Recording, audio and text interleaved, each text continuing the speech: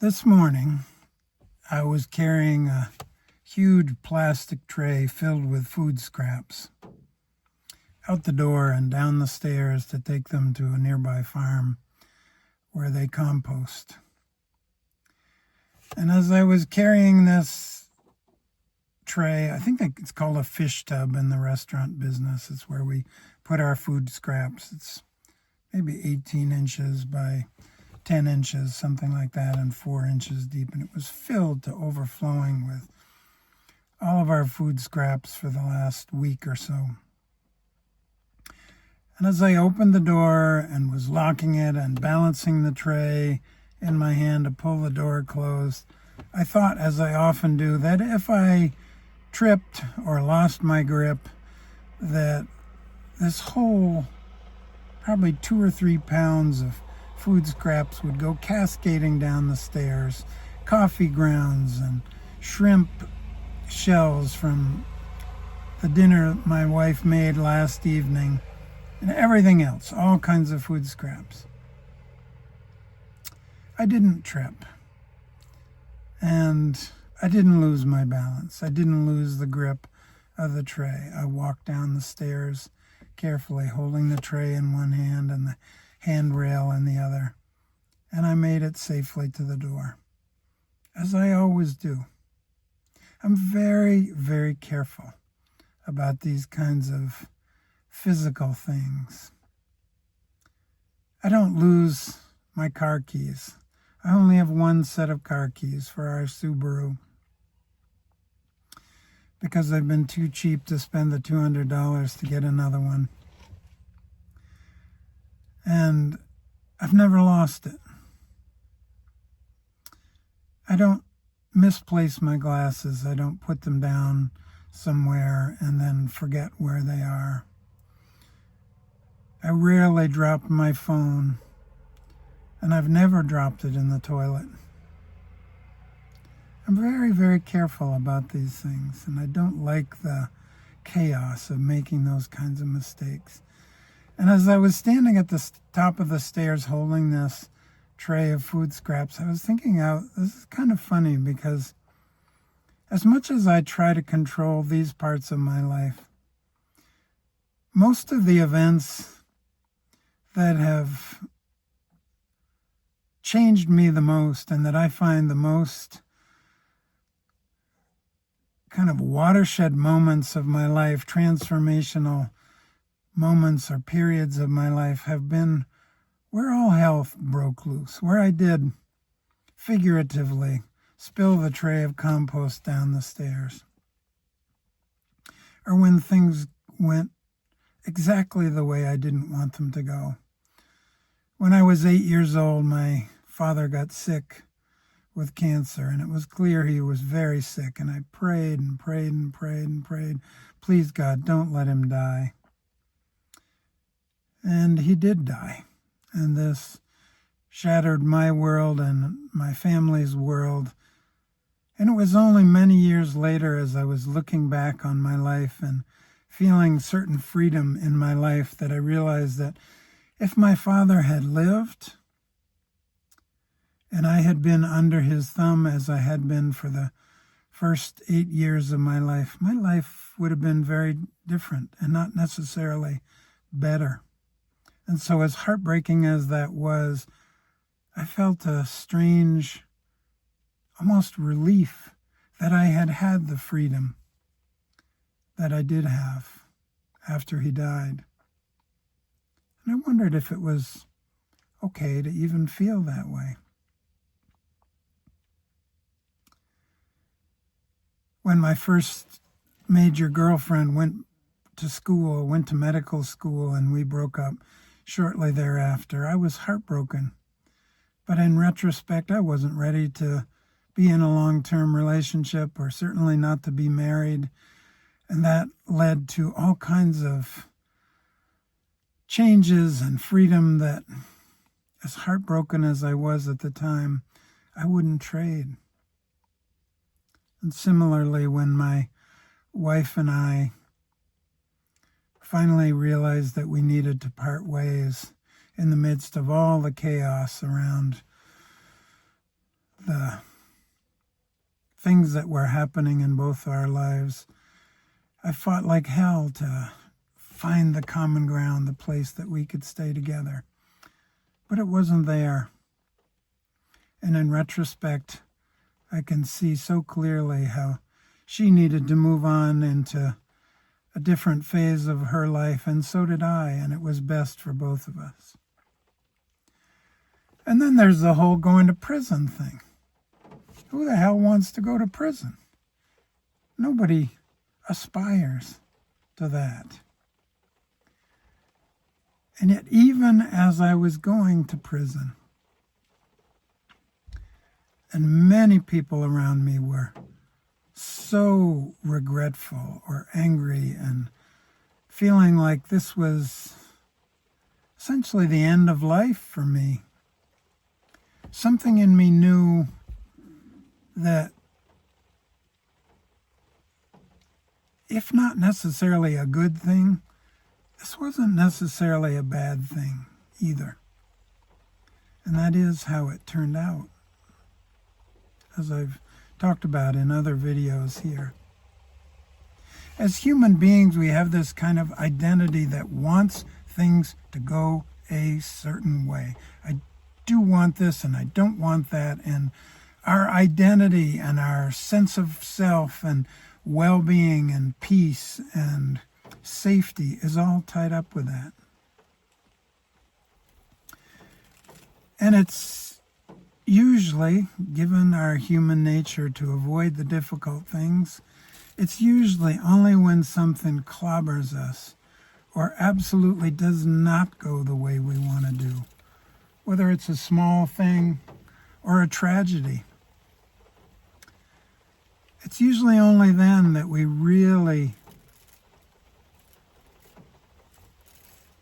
face up to the fact that, wow, something needed to change. Something in me that I was attached to. Oh, I've got a dragonfly inside the car. Cool. A visitor. See if it finds the window. There you go. There you go, buddy. Came in out of the rain.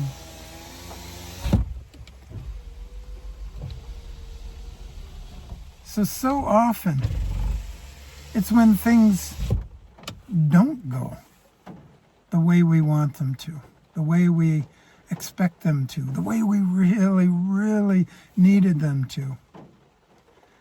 That image consciousness, that sense of this is who I am and this is the way I need things to be. It's only when that gets broken,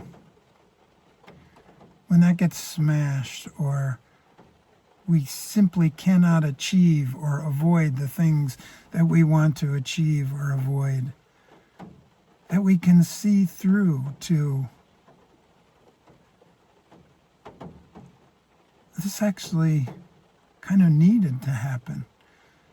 If I was going to have the space to move into this next phase of my life, if I was going to change, if I was going to break out of old habits, this needed to change. And that kind of maturing and wisdom can begin to take root in us. And we see a good life is not necessarily a life where everything goes the way we want it to. Certainly has not been in my case. When I think of how the spectacular mistakes that I made broke down this stubborn ego, sense of self I had, and just stripped all these layers of the false Mac, I'm most grateful, strangely, most grateful for the things in my life that didn't actually go the way I planned them, or the way I wanted them to, or the way I was so sure they ought to. And as I look at what's happening in the world around us, and as I experience what's happening in the world around us, I wonder if it isn't time to bring that lens to the bigger picture as well. We live in in the United States, if you're watching this in the United States where I am, we live in a 250-year-old country, empire, way of doing things. And it ain't working so well anymore. I've talked about this here as well, but it's fallen down around us. The political system, the economic system, the social structure that has kind of worked and kind of held in place and allowed us to get where we are, it isn't working. And so many people are fighting to save our democracy and to save our institutions, and that's not a bad thing, and it may be a really important thing. It's probably a whole lot better to live in a mediocre democracy than it is in a solid, thriving autocracy. It's probably a lot better, so I'm not knocking the people who are trying to preserve the benefits of what we've got. But part of me also wonders, and even suspects, given my own experience, there are a lot of things about our culture, our American culture, our Western culture, that are really corrupt. They didn't just get corrupt, they have been corrupt for a really long time. And maybe this breaking down, this death of what we call our democracy, this death of structures and institutions. Politics are not going to save us. The courts are not going to save us. The court system was dreamed up 250 years ago by people with what was a visionary way of doing things at the time. But I've been in the courts. I've been through that system. The legal system is not a good way of punishing people. It's not a good way of rehabilitating people. It's not a good way of solving problems. And sometimes, I've learned this personally, sometimes the best thing, and really the only thing that needs to happen, is the breaking down of something that we've been deeply committed to, that we've deeply believed in, whether it's in a personal sense or in a cultural sense. I never root against someone. I don't wish somebody ill.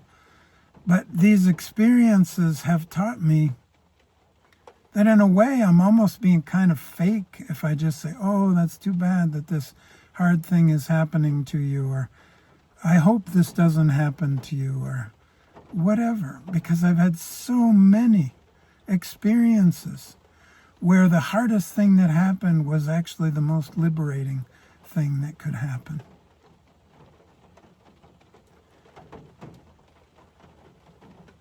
And I wonder, I have no idea. I have no idea what's going to happen in our country. But I can't help but looking at all the breakdown that's happening, all the destruction, all the collapse, all the chaos. I can't help but see it through this lens.